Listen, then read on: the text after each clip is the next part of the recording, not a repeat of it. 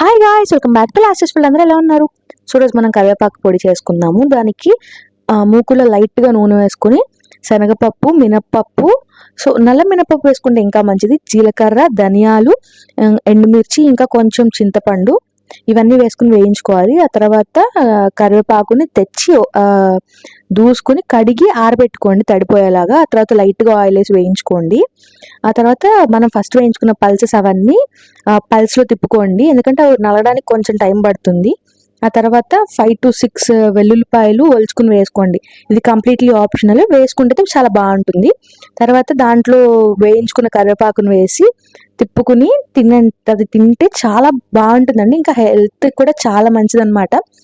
And of course ఇప్పుడు చాలా మంది హెయిర్ ఫాల్ వల్ల బాధపడుతున్నాం కదా, హెయిర్ ఫాల్ కూడా తగ్గుతుంది. పిల్లలకు కూడా చాలా మంచిది. లైట్గా నెయ్యి వేసుకుని తింటే సూపర్ అండి. అసలు ఇంకా మీరు కూడా ట్రై చేసేసి టేస్ట్ ఎలా వచ్చింది నాకు చెప్పండి. అంతే, ఇంక వీడియో బాయ్ బాయ్.